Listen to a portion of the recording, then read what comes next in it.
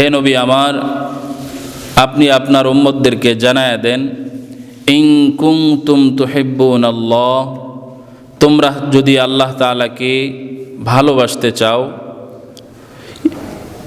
তাহলে ফাত্তাবিউনি, তোমরা আমি নবীকে অনুসরণ করো।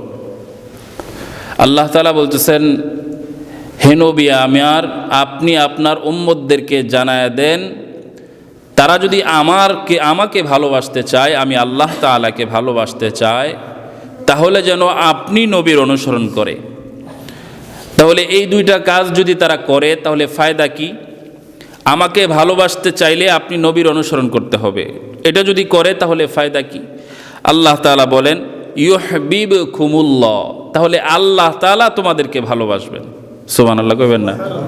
আল্লাহ তাআলা তোমাদেরকে ভালোবাসবেন।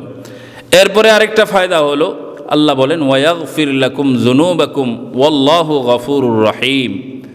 আল্লাহ তাআলা পিছনের যত সগীরা গুনাহ আছে বান্দার, আল্লাহ তাআলার হক সম্পর্কিত যত গুনাহ আছে, সমস্ত গুনাহগুলোকে আল্লাহ তাআলার ভালোবাসার কারণে, নবীর অনুসরণের কারণে সমস্ত গুনাহগুলোকে আল্লাহ তাআলা দয়া করে মাফ করে দিবেন। বলেন সুবহানাল্লাহ। তবে বিভিন্ন হাদিস থেকে পাওয়া যায়, শুধুমাত্র বান্দার হকের গুনাহ ছাড়া সমস্ত গুনাহগুলোকে আল্লাহ মাফ করে দিবেন।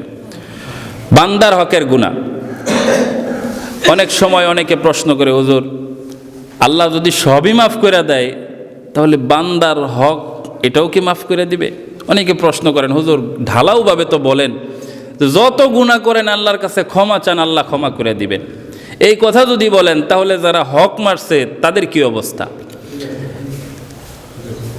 সব গুনাহ আল্লাহ মাফ করবে ঠিক আছে, কিন্তু বান্দার সাথে যে হক আছে, এই হক যতক্ষণ পর্যন্ত আপনি তার কাছ থেকে ক্ষমা না নিবেন, তার হক আদায় না করবেন, ওই হক আল্লাহ মাফ করবেন না। আল্লাহর সাথে যেই হক আছে আল্লাহ ওই হক মাফ করে দিবেন। এখন আসেন এই আয়াতের ভিত্তিতে যদি আমরা কথা বলি, আল্লাহ তাআলা বলছেন, হে নবী আমার, আপনি আপনার উম্মতদেরকে জানায়া দেন, তারা যেন আমাকে ভালোবাসতে চাইলে আপনার অনুসরণ করে।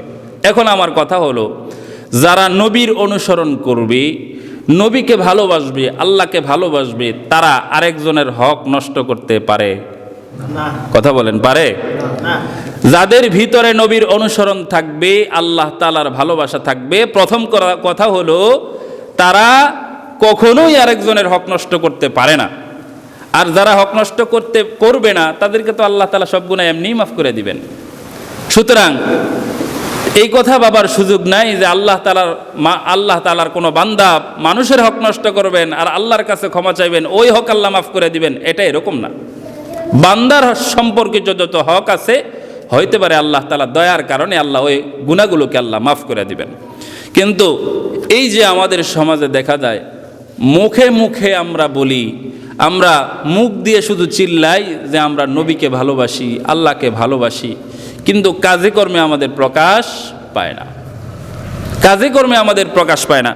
মুসলিম শরীফের 2285 নম্বর একটা হাদিস, আল্লাহর নবী সাল্লাল্লাহু আলাইহি ওয়াসাল্লাম বলেন, হযরত জাবির ইবনে আব্দুল্লাহ রাদিয়াল্লাহু তাআলা আনহু বর্ণনা করেন, জাবির ইবনে আব্দুল্লাহ রাদিয়াল্লাহু তাআলা আনহু বলেন, আল্লাহ রাসূল সাল্লাল্লাহু আলাইহি ওয়াসাল্লাম বলেছেন, মাসালি ওয়া মাসালুকুম কামাসালি রাজুলিন আওকাদা নারা।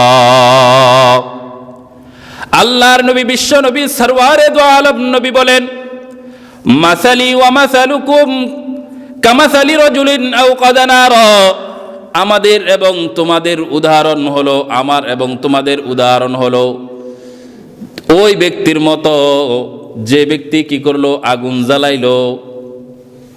শীতের দিনে যখন আমরা আগুন জ্বালাই, দেখবেন আপনি একা আগুন পোহানোর জন্য যখন লাকড়িগুলো জমা করে অথবা খড়কুটা জমা করে যখন আগুন জ্বালান, আগুন জ্বালানোর পরে দেখবেন সমাজের আরো ছোট ছোট কিছু বাচ্চা অথবা আরো কিছু বয়স্ক মানুষ ওই আগুনের তাপ নেওয়ার জন্য আগুনের চারপাশে এসে বসে যায়। বসে কি বসে না?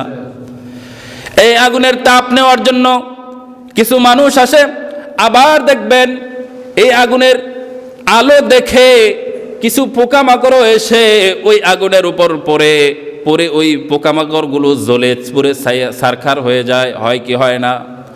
আল্লাহ রসুল সাল্লাল্লাহু আলাইহি ওয়াসাল্লাম এমন একটা উদাহরণ টেনে আমাদের সম্মুখে বলতেছেন, ও আমার উম্মতেরা শোনো, আল্লাহর নবী বলেন তোমাদের উদাহরণ আর আমার উদাহরণ হলো যেমন কোন ব্যক্তি আগুন জ্বালাইলো, ফাজালাল জানাদিব ওয়াল ফারাশু ইয়াকানা ফিহা, অতঃপর কীট পতঙ্গ এবং প্রজাপতি এবং পতঙ্গগুলো মাকড়সা সহ যে প্রাণীগুলো উড়াল দেয়, পাখা বিশিষ্ট প্রাণীগুলো ওই আগুনের মধ্যে এসে ঝাঁপ দিতে থাকে।